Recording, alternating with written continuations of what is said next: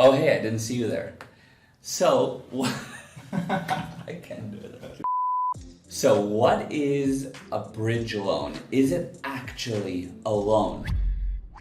And many people ask us, what type of finance is it, and how is there a difference between a bridge loan and a personal loan, and how does it fit into the structure of loans?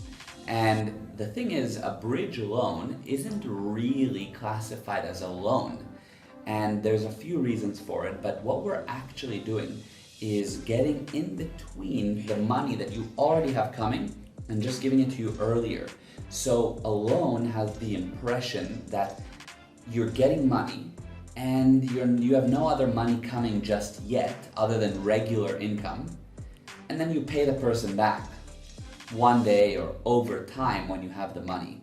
In this case, you are going to get the money. You've sold the property, the money is coming, but we're just getting in between it and giving you just money a little bit sooner. So there's a difference there. So in reality, a bridge loan isn't a loan, it's more a type of a finance, or there's other technical terms for it. But I hope that clarifies. It's a question we had, and if that's interesting to you, then I hope it answers. If you have any questions about it still, please get in touch with us and we'll be more than happy to assist.